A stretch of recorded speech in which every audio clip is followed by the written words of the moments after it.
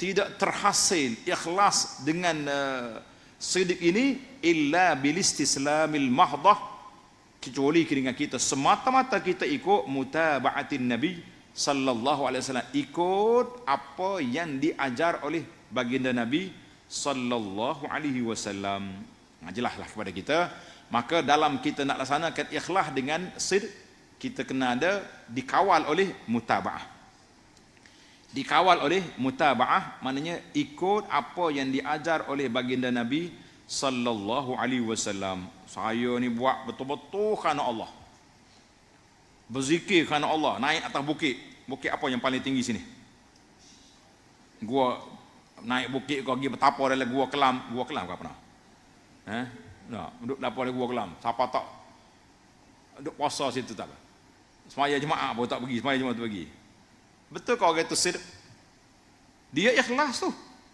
Ikhlas kerana Allah. Sebab nak naik darjat dia, mungkin naik taraf wali.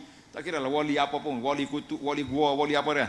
Sebab dia nak naik taraf wali, dia sudah ikhlas dalam ibadat, tetapi dia tidak mutaba'ah Nabi sallallahu alaihi wasallam, maka kita mengatakan itu tidak jadi.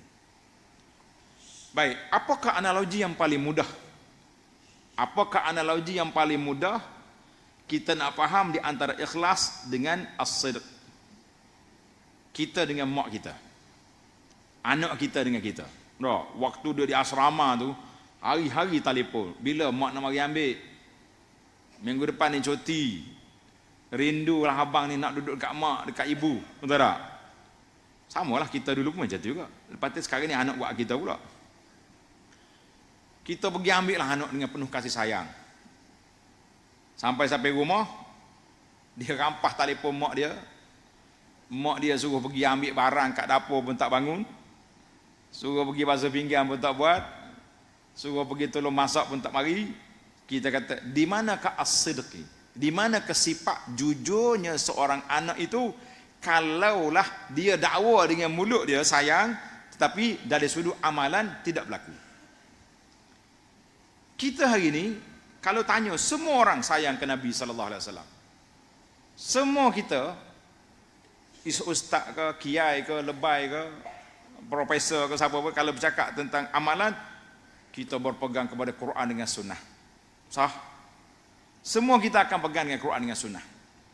Tetapi bila sampai kepada sifat as-sidqi, di manakah sifat pelaksanaan hakikat benar itu duduk di mana?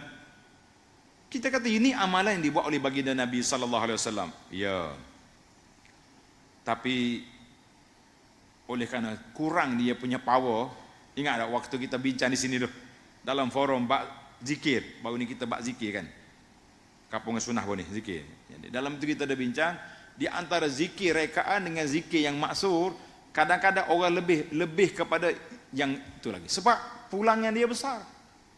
Siapa dia baca sekian-sekian 21 bacaan ni pada waktu malam ke pagi, dalam masa beberapa tahun dia akan boleh terbang di atas angin, dia boleh berjalan di atas air.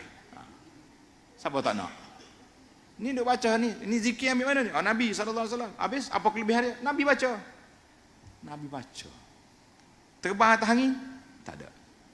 Berjalan atas air? Tak ada. Yang mana satu kita akan pilih? Nak zikir terbang ke? Zikir sekadar Nabi baca. Di sinilah ujian as-sidqi, di sinilah ujian kita jujur dalam amalan kita, tauhidul al-iradah wat talab. Kita nak buat dalam beragama, dalam ibadat ni mesti duduk di bawah paksi yang telah disebut oleh baginda Nabi sallallahu alaihi wasallam, barulah kita dapat. Maka kata di para ulama, ketiga-tiga perkara ini merupakan rukun perjalanan menuju Allah dan asas jalan kerohanian yang benar. Kerohanian yang betul mesti ikhlas dan mesti jujur dalam pelaksanaan, dan pengawal dianya ikut Nabi, mutaba'atun Nabi sallallahu alaihi wasallam. Sesiapa yang tidak membina perjalanan serta suluknya, saya guna istilah tasawuf. Suluk ni maknanya orang yang berjalan kepada Allah. Itu dia panggil suluk. Salik. Kita ada salik, kita ada murid.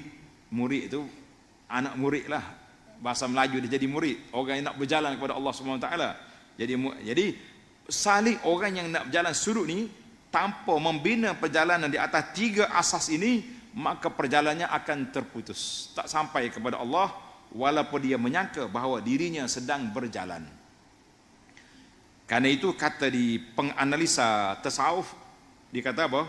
Tulis kata-kata analisa ini, berjalan kepada Allah dengan hati. Berjalan kepada Allah dengan hati, berjalan kepada manusia dengan kaki. Sedap kata-kata hikmah ni. Berjalan kepada Allah dengan hati, berjalan kepada manusia dengan kaki. Kita nak pergi jumpa orang, awak tak niat apa-apa pun tak ada masalah. Nak pergi mana tu? Nak pergi ziarah kawan. Awak niat apa? Niat berapa? Nak pergi ziarah orang. Sampai tak sampai ziarah? Boleh pahala tak ziarah? Boleh pahala sebab kita pergi ziarah. Tetapi kalau kita niat daripada rumah nak pergi ziarah sahabat, kita sayang dia kerana dia sayang kepada Allah, kita cinta kepada dia kerana dia sahabat kita, ikhwat ilmam ini ikhwatun, agak-agaknya berapa besar pahala yang kita raih dalam satu perjalanan yang sama di antara orang niat dengan orang tak niat, sebab dia berjalan kepada manusia dengan kaki. Tetapi apabila dia naik taraf, manusia ni manusia, tapi oleh kerana dia beriman kepada Allah Azza wa Jalla, maka aku sayang kepada dia. Oleh kerana dia pula mencintai sunnah Nabi, maka kita cinta kepada dia, maka banyak lagi pahala yang kita raih. Sebab apa? Sebab tauhid kita ni, iaitulah kita nak laksanakan apa yang dituntut oleh syarak. Jadi kita kata berbeza di antara dua perjalanan, berjalan kepada Allah dengan hati, berjalan kepada manusia dengan kaki. Jadi sekarang ni kita bimbangnya, kita berjalan kepada Allah dengan kaki juga. Berapa ramai orang pergi tempat ibadat, pergi ke masjid, pergi ke umrah, pergi ke haji, pergi ke tempat-tempat pengajian. Kadang-kadang kita pergi dengan fizikal semata-mata, tapi tak bawa hati. Jadi jawabnya, kita tak akan berubah. Sebab apa tak berubah? Sebab kita tidak menjiwai apa yang kita buat. Kita tidak merasai apa yang kita buat itu kerana Allah Azza wa Jalla. Maka pada ketika itu hati kita tak memberi kesan, tetapi yang memberi kesan semata-mata apa? Semata-mata perbuatan kita yang zahirnya nampak cantik tetapi sebenarnya tidak. Baiklah. Perjalanannya mungkin menuju ke arah yang bertentangan dengan tujuan sebenarnya.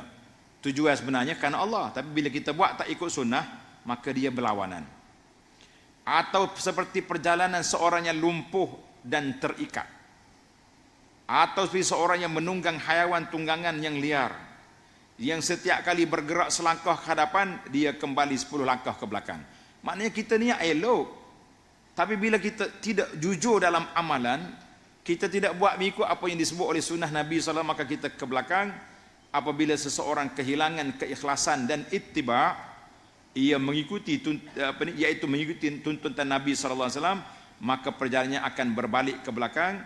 Sekiranya dia tidak mencurahkan seluruh kesungguhannya dan tidak menyatukan matlamat tuntutannya, maka dia berjalan seperti orang yang terikat. Jadi kesimpulan daripada kata-kata Syekh Ibn Qayyim ini, iaitulah amalan yang diterima bukan sekadar banyak, tetapi mestilah ikhlas kerana Allah Subhanahu wa taala, dilakukan dengan bersungguh-sungguh, sid, benar, jujur, pelaksanaan, menepati sunnah Nabi sallallahu alaihi wasallam. Maka kita kata dua kaitan ini sangat besar, dua kaitan ini sangat sinonim. Jadi inilah yang dikatakan dalam peristiwa ini.